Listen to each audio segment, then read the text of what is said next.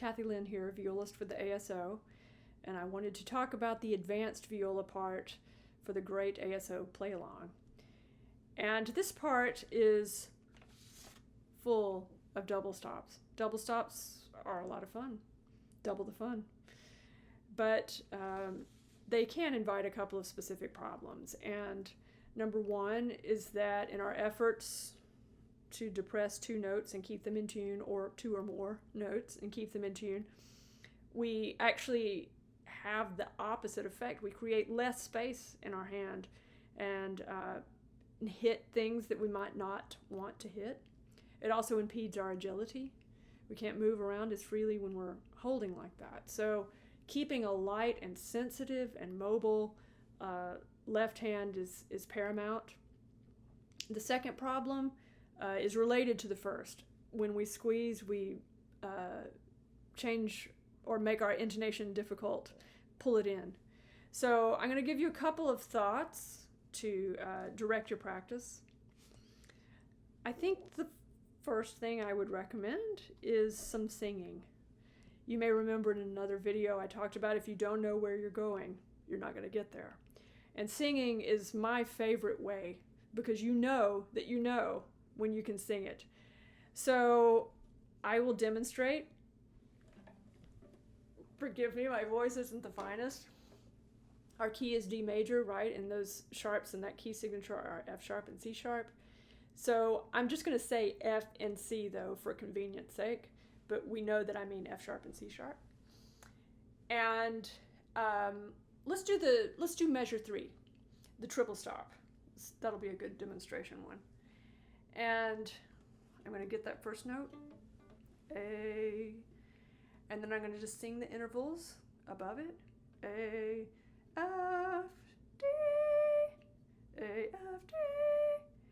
Then I'm going to sing them again, and I'm going to think about hearing them in these big bass joints, these knuckle joints, A, F, D. And then I'm going to sing again and play at the same time. A, F, D, A, F, D.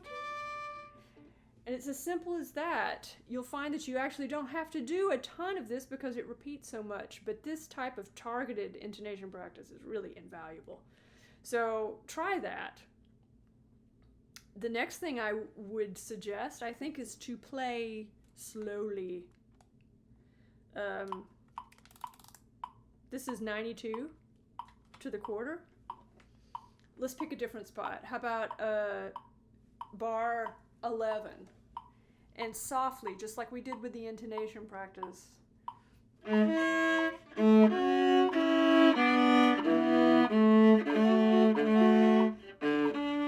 So that you know you can really hear when something is not in tune and you can isolate that. It's a great economical way to practice.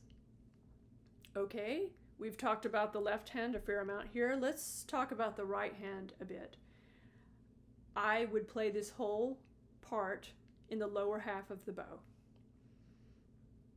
Yes, and I would soften the contact point. Right at the bridge, the tension is greatest. And as you go further away from it, the strings get flabbier. And particularly when you have a triple stop or a quadruple stop, I would aim for the middle and, in a nice softer point of the contact point so you can hit more notes. And if you need a refresher on contact point, I talked about it in the rookie video. So, you know how I also mentioned in another video about mirroring the hands, a concept through the hands to economize my practice? I think here to that end, I would think about, this light left hand throwing these fingers like frosting on the string. And then I would think about my right hand as taking that and pulling it in a horizontal manner or vertical if the bowing demands that. So I'm thinking like this horizontal tag team. And I think that might help me keep my left hand light and mobile, agile, and with a lovely, joyous shake of vibrato on every note if you can manage. So I'm going to try playing this through for you. And I didn't mention it in the other videos, but when you record this, you'll need to have your metro in your ear so they can sync it up later. But I'm not going to do that now. I'm thinking about this light, frothy left hand tag teamed with this horizontal bow. 1, 2, ready, and